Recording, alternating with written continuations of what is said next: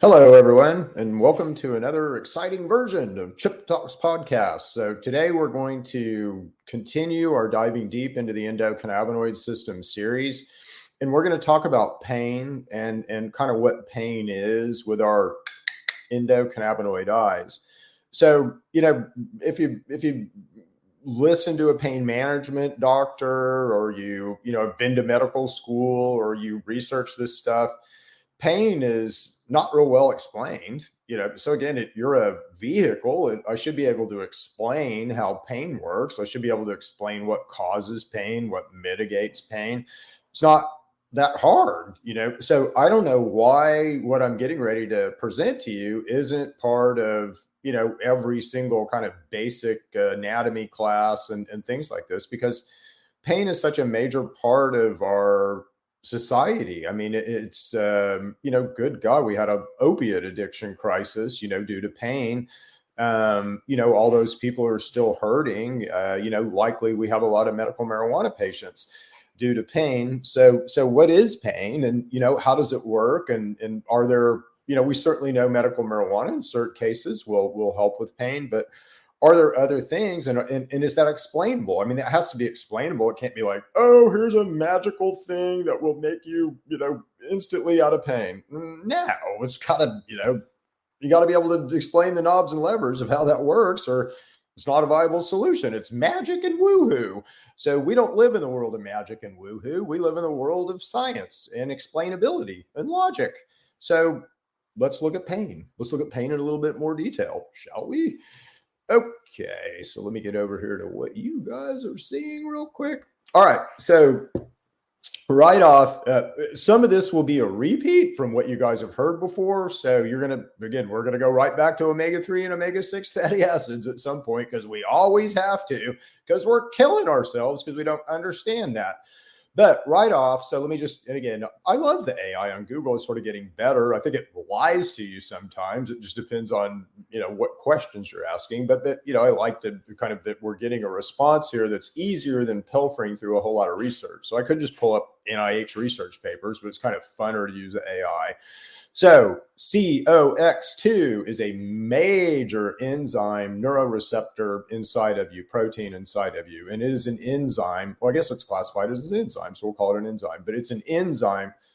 Enzymes are protein. Receptors are protein. It's all protein, boys and girls. It's just protein made by DNA that's going to do work. It's either going to sit on the outside of a cell like a receptor and sing songs and receive songs, or it's going to do work like COX2 does. Okay, so it's an enzyme that's primarily found at sites of inflammation and is responsible for pain and inflammation.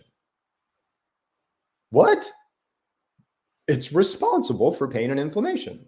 So if you want to know what's responsible for pain and inflammation, it's this enzyme called COX2. All right. COX2 releases prostaglandins. We're going to talk about them a little bit more in a second, which mediate pain, inflammation, and fever. So prostaglandins are what cause pain, but also what mediate pain. All right. So, but they come from this enzyme that's doing work to produce prostaglandins. So the COX2 is the worker that's making prostaglandins that kind of go out and do things. Okay. So prostaglandins can both cause and reduce pain. All right. So you got kind of, let's say, good ones and bad ones, depending on, your tolerance for pain. They are signaling molecules that are produced at sites of tissue damage or infection as part of the body's healing process. Okay. Prostaglandins can cause inflammation, which can lead to pain, swelling, redness, and fever. For example, prostaglandin E2 is known to cause pain, swelling, and redness. Prostaglandins can also act in nerve endings and the central nervous system to promote pain sensations. So, E2s, prostaglandin E2s are the things that are kind of responsible, let's say, for inflammation, but also for causing the swelling, the redness, and the pain sensation associated with our pain response, because this is part of our pain response. Okay. And they also are responsible for sensitizing those nerve endings. So if you're not paying attention, you're gonna you're going to hurt bad enough to, pay attention to whatever your body's wanting you to pay attention to. Now, right now, we're in such a whacked out and messed up state that this is so over signaled. And we'll talk about why in just a second. But this system is kind of broken in us due to how we eat and what we're eating right now. So it's sort of broken right now, but in a perfect machine, we would have these prostaglandin E2s that would cause us to inflame and cause us to hurt, right? So if you touch a hot stove, you don't want to leave your hand on that hot stove until your hand burns off. You need a pain response to tell you, move your hand, it's burning. Wow, right? So these are important and essential. They're part of our machinery, but we don't need to be stuck in the, on button all the time, which is kind of what it looks like is happening. And we'll talk about why in a second. But anyway, COX-2 is the enzyme. Prostaglandins are the method of action, and prostaglandin E2 in particular is our pain guy. All right, so let's continue on with our journey. Now, this is another kind of different point, all right, but an important point. So where does COX-2 come from as an enzyme? Well, it comes from something called arachidonic acid, which is part of your endocannabinoid system, okay? So arachidonic acid, there's competition for arachidonic acid, and this is the important thing, okay? So there's competition for this arachidonic acid. Now, in certain immune responses and certainly in an inflammatory response, you can just see this by this branch. You've got basically, you're not going to put it this way. You're not going to make as many LOXs or P450s if you're stuck in inflammation. All your resources, all this arachidonic acid will go to COX-2, COX-1 to be able to make prostaglandins, to be able to do kind of what your body thinks it needs to do. So it's not like you're going to go into a critical phase of deficiency, but you're going to have that gas pegged over here in the COX-1, COX-2 direction if you're chronically inflamed, if you're having a big pain response, and that's going to hurt your P450s are how you detoxify your body. Okay. So you need P450, you need the whole P450 process because that's how you get rid of bad stuff. This is your drug, kind of get rid of process and what pharma is, very concerned about over here. So these guys are interesting on their own. This whole tree is a very interesting tree. Let's just put that from all the way up here at the phospholipids. But the point here is, again, COX-2 responsible for pain via prostaglandins, and COX-2 is broken down as a resource from arachidonic acid, which there's competition for. Okay, so there's competition for it. Here's a better, gosh, I guess I could have just gone to that one. We might come back to this in a second because I want to talk about this a little bit more. Okay, so COX-2 is an enzyme that plays a major role in inflammation.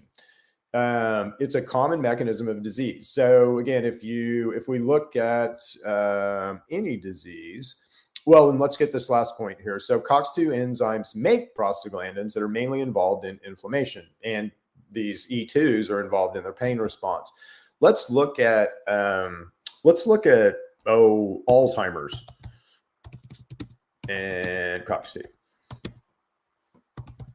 I don't really think it matters. COX-2 levels are elevated in the brain during the development progression of Alzheimer's disease. Let's look at pathogenic infection.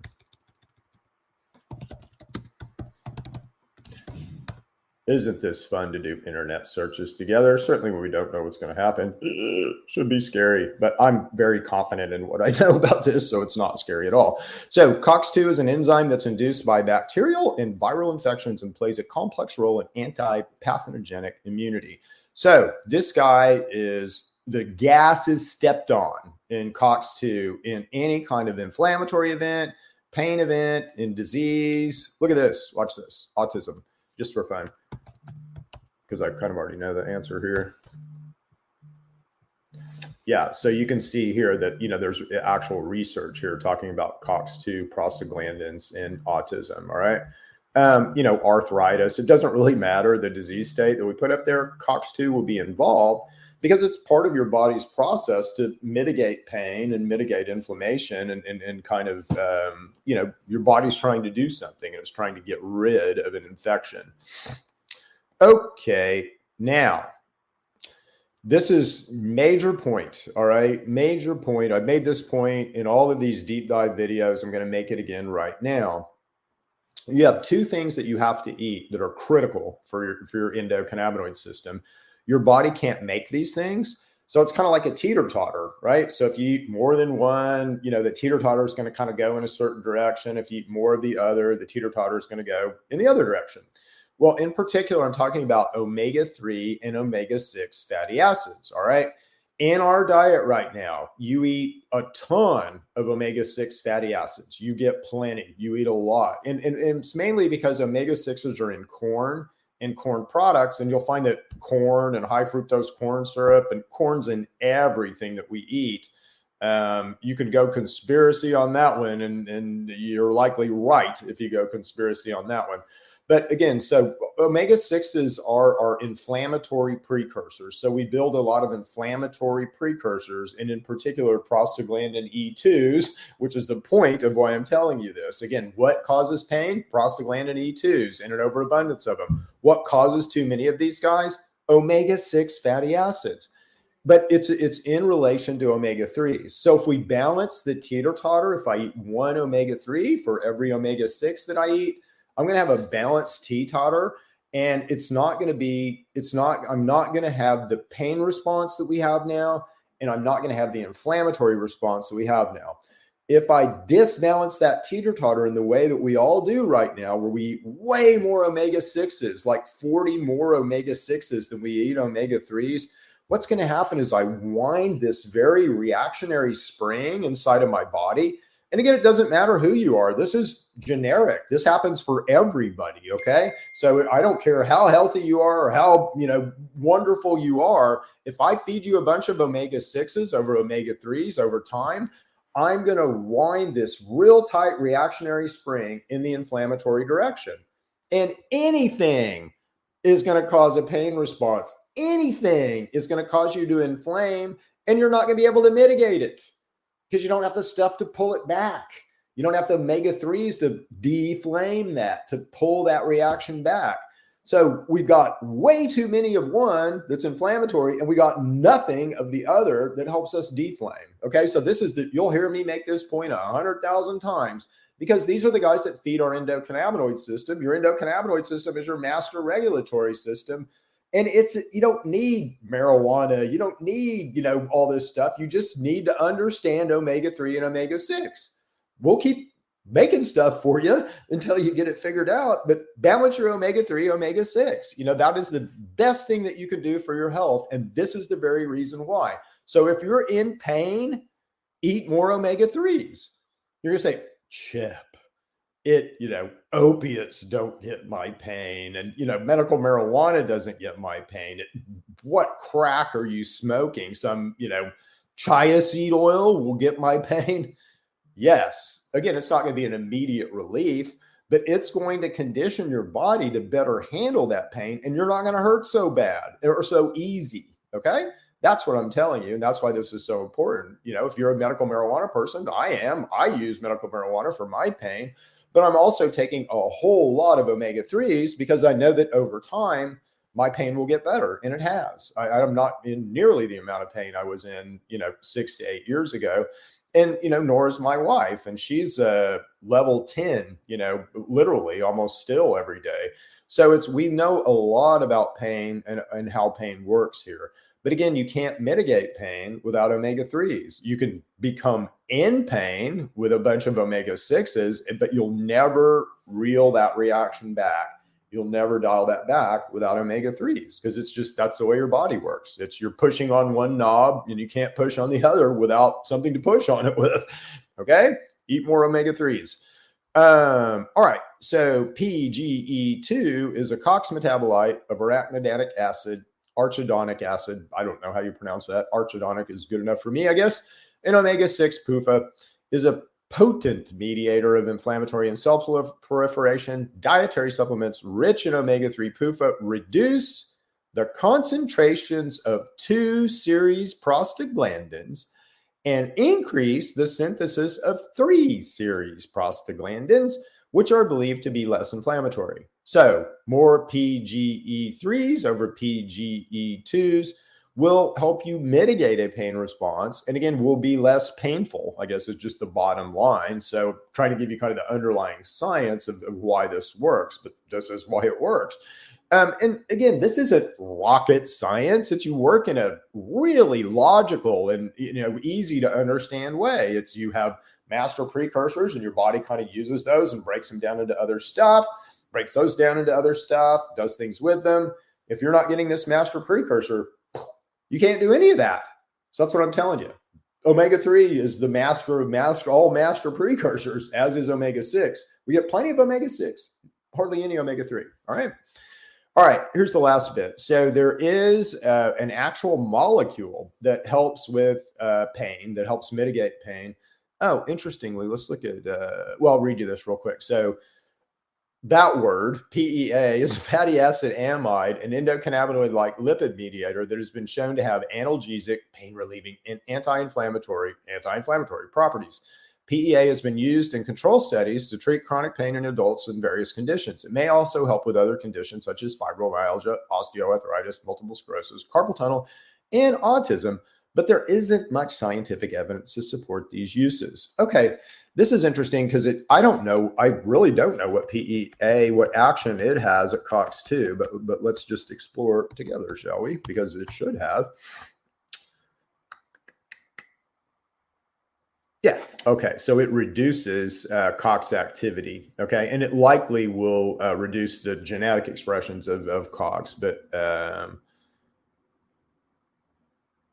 cool. Yeah. So, and again, COX-2 is important as well, because when you look at, like, if I'm in pain and I call my physician and it's let's say a moderate, so low to moderate amount of pain, my doctor's going to tell me to take, an NSAID, right? A non-steroidal anti-inflammatory drug. Now he's going to tell me to take that drug because guess what that drug does? It has action at COX-2, okay? So it has action at COX-2 and it basically inhibits that enzyme, which inhibits your body's ability to make these PGE2s, which inhibits the pain response, okay? So that's the way pharma tries to solve this problem. But these guys aren't safe. I mean, they're not, you couldn't take Tylenol up the FDA's drug development pathway now. It's not safe enough. You couldn't make it into a drug. We still sell it over the counter for some insane reason, but it wouldn't be a safe drug, okay? Because it's just got too many side effects. However, omega-3s don't. Omega-3s are part of your basic function. So it's almost like in pharma, I don't know if these guys see the problems in the same way that I do. It's logically obvious to me. I'm sure, other researchers and things see these same type things that I'm seeing. But again, why are we fixing a problem with a problem? So let's create a problem with our food source. Let's feed you guys a bunch of omega-6. So you're going to be in a hyperinflammatory state. And then let's use these really harmful drugs instead of nature to treat you.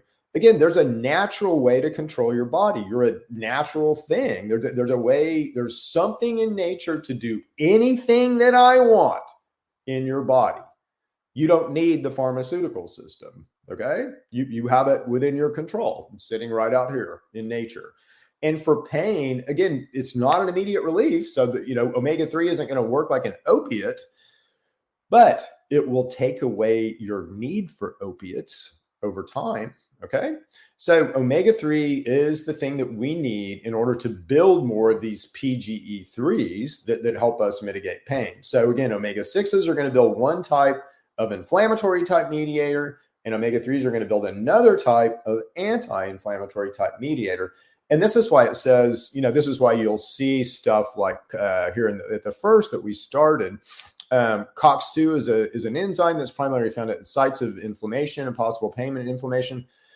It releases prostaglandins, which mediate pain, inflammation, and fever. So again, it can cause pain or take pain away, prostaglandins. So we want to point your prostaglandins in the right way to be able to mediate the pain or get rid of the pain. Let's say get rid of the pain rather than create the pain. Okay. So how do we do that? Omega-3s, omega-3s, omega-3s, omega-3s. Yeah. So the other thing that I might say is all of these things come from dietary fats, our endocannabinoids, right? So PEA is another molecule that is built. Let's do it this way. So PEA is another molecule that's built from dietary fat. So PEA is actually built from saturated fat. Your ability, let's say, to anti-inflame through the prostaglandin route is built through omega-3 fat. So these fats matter, and they matter a lot. PEA kind of should be an inflammatory fat, but yet it's something that we use to help mitigate pain, which is really interesting. Let's see what we get with PEA and pain response, just real quick. Sorry to do this. It's better to have these set up early, but I just want to kind of talk about this a little bit more.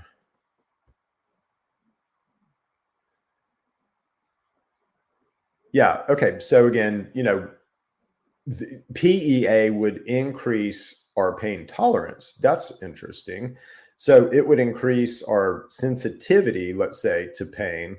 And that's a little bit different than, getting rid of the pain, which would be done through prostaglandins. So this kind of explains two different kind of routes that you could go. So if I increase or decrease, let's say, your sensitivity to pain while taking away the thing that's causing pain, that's, kind of the perfect storm here. So there's reasons why we don't build PEA. So PEA is something that if I feed you palmitic acid, which is a saturated fat, so palm oil, right? So if you just give you some palm oil, you should build PEA.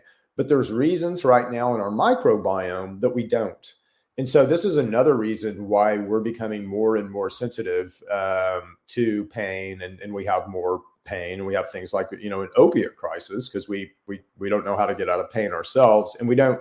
This isn't this isn't hard information to teach. It isn't hard information to find, but it's no one puts it together, and no one's putting it together and kind of presenting it to you as a solution that if you eat a little bit of palm oil and eat more omega-3, that's going to really, really help, with a pain profile. And it doesn't matter if you're at a level 10 or level 1 every day. It just helps your body mitigate.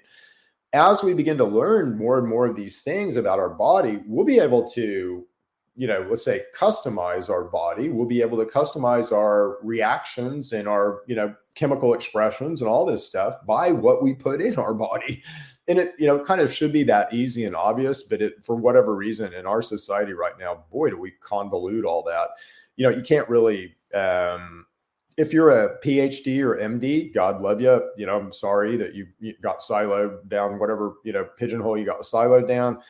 We don't teach our PhDs and MDs and to critically think, anymore. So we don't teach them to do what I do when I do these, presentations, to go kind of strip the bark off the topic and, give you information that has, logical constructs and makes sense. So our researchers aren't really taught to critical think right now. And then they're taught this. It's like, I'm going to teach you about your car. So, if I was going to teach you about your car, I'd teach you about the engine and, how you drive it and how it's got a sensor array and it's kind of always watching stuff and kind of fixes itself as long as I've got the oil and the water, the, hydraulic fluid and all that crap in it that I need. It's going to kind of take care of itself through its own mechanisms, right? Well, you work in a very similar way, okay? But again, that's not the way that we're taught. It's easy to teach you about your endocannabinoid system, about your master regulatory system, about how these systems work and how they're logically constructed, how you eat something and how it's broken down into all these different mediators that help you, right? It's not hard to teach you about that, easy to teach you about that. But yet that's not how we teach doctors. So if you're a doctor, doctor, you're going to, what area of study are you going to be in? Area of biology. I mean, you got to learn some general stuff, but you don't even learn. The endocannabinoid system sits above our central nervous system. It sits above our central nervous system in function. And doc, you didn't even learn about it in school. You might have got CB1 and CB2 in pharmacology, but again, and it's not like you're being deceived or lied to. It's information is being withheld from you. You're being compartmentalized as information. Well, why? What's the big secret? What are we trying to hide here, boys and girls?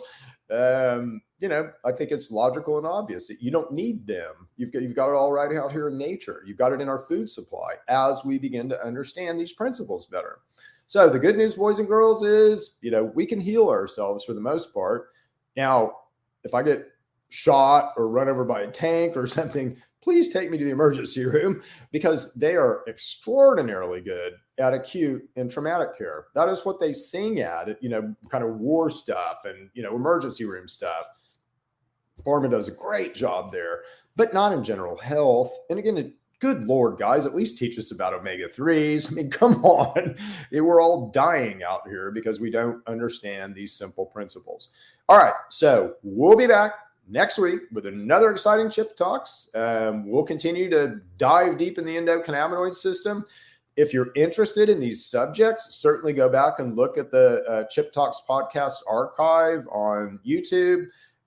Lots and lots and lots of deep dives in the endocannabinoid system, very specific things we've talked about over the years.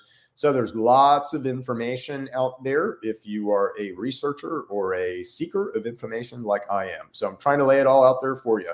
And if you're interested in product, again, we have a brand called TrueMedics, and we sell, natural products through TrueMedics. So all of this science that, I talk about and I talk about in Chip Talks is really translated into our brand called TrueMedics. And there's some good stuff in that brand. Let's say there's some stuff that, I won't tell you which ones, but there's some stuff that are rising to the level of drugs, that we're talking to the pharmaceutical industry about, right? So we've got some super good stuff out there. And, when something rises to the level of a drug, I have to pull it from the market. So that's why I'm being kind of careful about what I say. So the stuff that we do have rising to the level of drugs, we will pull from the market when we have that validated and take those up the drug development path. Anyway, some good stuff out there, though. So that's all I'm saying is we've got some very powerful things out there. But the cool thing is you can do all this at home, right? So you can do this. The best thing about understanding our health and how we work is that we have all this power right out in nature. And it's just right there. And as we understand and learn this, you'll be able to heal yourself with teas and, eat this omega-3, chia seed or this fat cube that's the right, profile of fat, right? So that's what we're talking about. This is where all this is going. Anyway, hope you guys have enjoyed it. We'll see you again next week for another exciting version of Chip Talks Podcast. Bye.